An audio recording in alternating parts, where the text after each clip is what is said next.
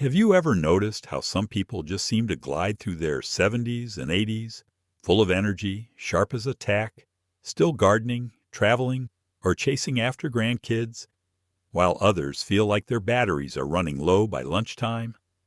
Well, I've got a secret to share, and it's probably sitting untouched in your pantry right now. That's right, friends.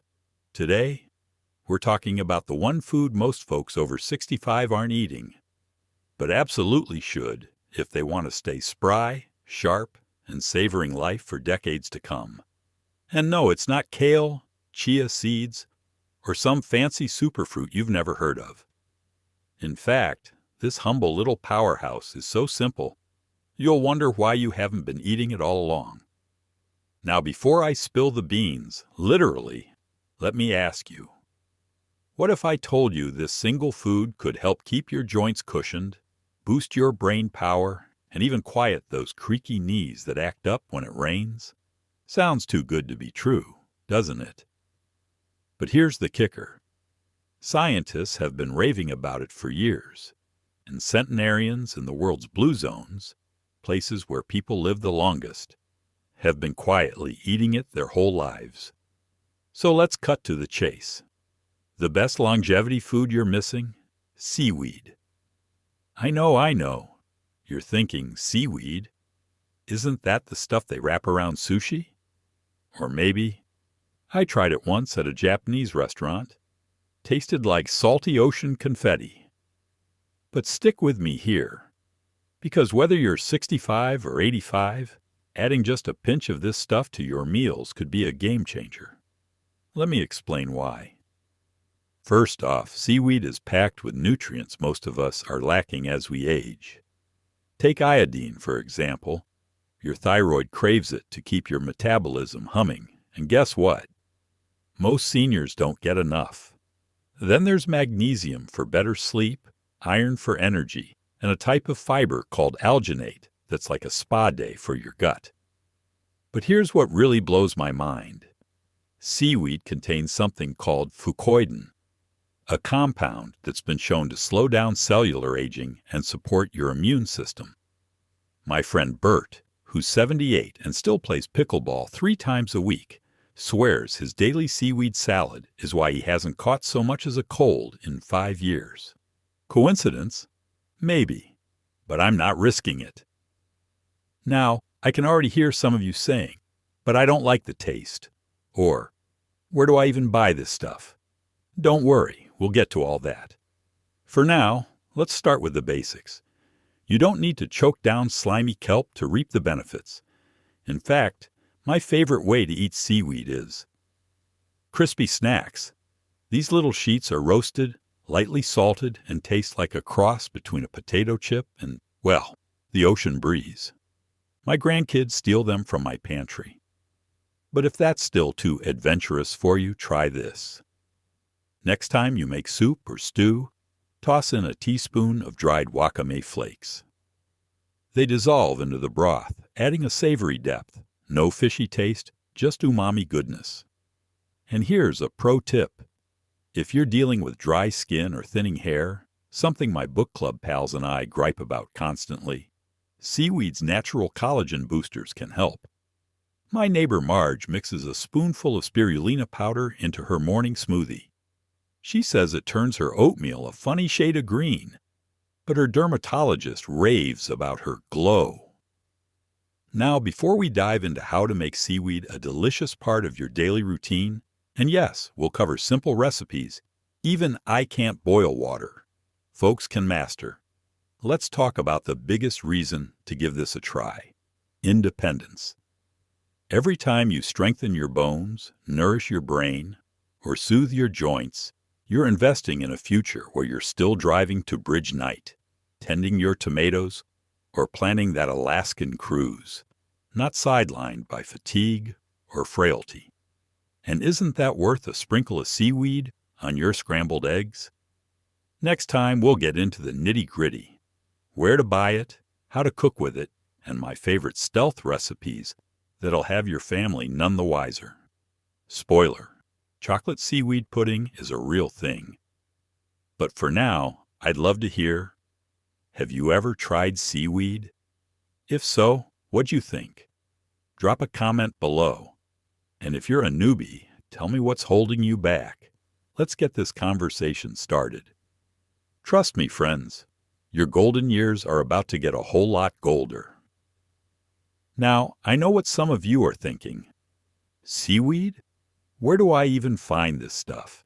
And how do I make it taste like something other than low tide? Trust me, I've been there. The first time I bought a bag of kelp noodles, I stared at them for a week before working up the courage to try them. But here's the good news. You don't need a fancy health store or passport to Japan. Let me show you how easy it is to bring seaweed into your kitchen, starting with the simplest ways to get your hands on it. First stop, your local grocery store. Yep, you heard me. Check the International aisle for roasted nori sheets. They're usually near the sushi supplies. Or head to the snack section and look for those crispy seaweed packs I mentioned earlier. My go-to brand? It's right here. Costs less than a latte, and one pack lasts me all week. If you're feeling adventurous, try an Asian market. That's where I found dried wakame for my soups and dulse flakes that taste almost like bacon when you fry them up. But if leaving the house feels like a chore these days, no worries. Online retailers deliver it straight to your door. My buddy Ed orders his seaweed in bulk from a site called Ocean Pantry. Says it's cheaper than his prune habit. Now let's tackle the big question. How do you actually eat this stuff without gagging? Start small. Think of seaweed as a seasoning, not a main course. For example, sprinkle a pinch of dulse flakes on your scrambled eggs. It adds a smoky, salty kick. Or stir a teaspoon of spirulina powder into your morning smoothie. You won't taste a thing, I promise. Here's my favorite lazy day trick. Add a strip of kombu to your pot when boiling beans or lentils. It tenderizes them faster and infuses them with minerals. Just fish it out before serving. Easy peasy. And if you're a soup lover like me, toss a handful of wakame into miso broth. It plumps up like magic, and suddenly you've got a gut-friendly, joint-loving meal in minutes. But let's get real for a second. Maybe you're worried about overdoing it. I mean, too much iodine can be a bad thing, right? Absolutely. That's why moderation is key. A little goes a long way. Think of seaweed as a garnish, not a gargantuan side dish. A tablespoon of flakes here, a sheet of nori there, that's all you need. My doctor gave me this rule of thumb. If you're using seaweed as a seasoning once a day, you're golden. But if you're suddenly mainlining kelp smoothies 3 times a day, maybe pump the brakes. Balance, friends. Always balance. Now let's talk about the elephant in the room. What if I hate the taste? Fair enough. Not all seaweed is created equal. If the ocean flavor's too strong for you, try hijiki. It's milder and sweeter, almost like earthy pasta. Sauté it with carrots, soy sauce, and a dash of sesame oil, and you've got a side dish that pairs perfectly with grilled fish. Or, if texture's the issue, go for agar-agar. It's a seaweed-based gelatin that's fantastic for making sugar-free jellies or thickening pies. My granddaughter and I make strawberry agar gummies every summer. She calls them Granny Candy, and I'll take it. Here's the thing. Seaweed isn't just about adding years to your life. It's about adding life to your years. Take my friend Gloria. She's 81, walks 3 miles a day, and credits her seaweed surprise muffins for keeping her knees pain-free. What's the surprise? A half teaspoon of powdered kelp in the batter. Her bridge club gobbles them up and never suspects a thing. But let's address the real barrier. Habit. It's easy to stick to the same oatmeal, the same chicken soup, the same salad. I get it. That's why I started a seaweed challenge with my yoga group. Every Tuesday, we try a new recipe. Seaweed pesto, seaweed-infused olive oil, even seaweed brownies, which were interesting. The key? Make it fun. Invite a friend over, put on some jazz, and experiment. Worst case, you order pizza. Best case, you discover a new longevity hack.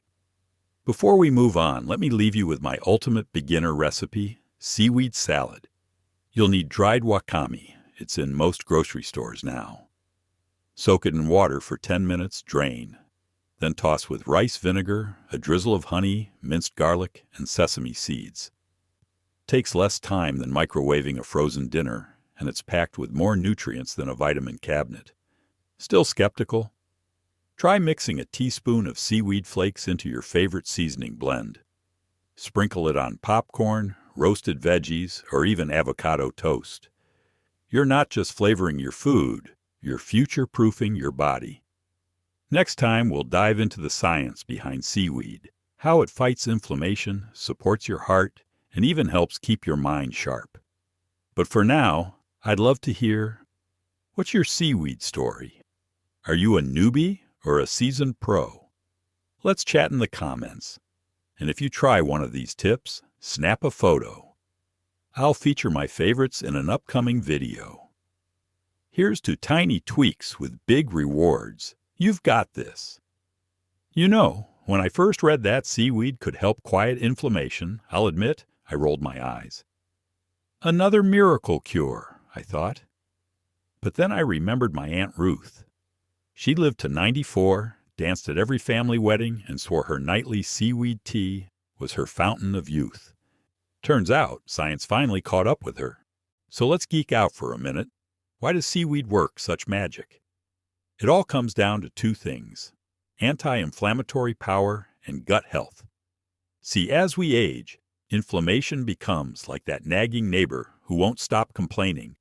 It wears down our joints, clouds our thinking, and even messes with our mood. But seaweed's packed with antioxidants called polyphenols that calm those fiery cells. Think of it like a fire extinguisher for your insides. Now let's talk gut health. If your digestion's been, let's say, unpredictable since hitting 65, seaweed's fiber acts like a broom for your intestines. It feeds the good bacteria, the little guys that boost your immunity and even help your body absorb vitamins better. My friend Don, who's 72 and a retired trucker, calls his daily seaweed snack tune-up fuel. Says it keeps him regular as a clock on his cross-country RV trips. And believe me, when you're camping in Utah, that's a big deal. But wait, let's address the iodine elephant in the room. Yes, seaweed's rich in iodine, which your thyroid needs. But too much can throw things off, especially if you're on thyroid meds. Here's the fix. Stick to low iodine varieties like nori or dulse and keep portions small. A sheet a day, not a sushi buffet. Always chat with your doc, of course. My rule, a pinch, not a pound. Now let's get practical. Remember Gloria's seaweed surprise muffins from last time? Today I'm sharing her secret recipe and my own twist on a comfort food classic that'll make your grandkids beg for seconds. Gloria's Longevity Muffins. Start with your favorite bran muffin recipe. Add a teaspoon of kelp powder to the dry ingredients. Trust me, the cinnamon and applesauce will mask any ocean taste. Bake as usual, and voila! Fiber, iodine, and a touch of sweetness. Gloria's trick? She calls them matcha muffins when her grandkids visit. Works every time. And for the mac and cheese lovers, yes, you can seaweedify that too. Creamy dulse mac. Make your cheese sauce as usual, but add a tablespoon of crushed dulse flakes. It melts right in, adding a smoky depth that'll have your family asking, "What's your secret?" Mine never guess until I brag about it. Speaking of secrets, meet Marge. She's been adding hijiki to her quiches for 20 years. Marge, tell them about your famous brunch. Marge: Oh, honey, it's simple. Sauté hijiki with onions and mushrooms, mix it into your eggs, and bake.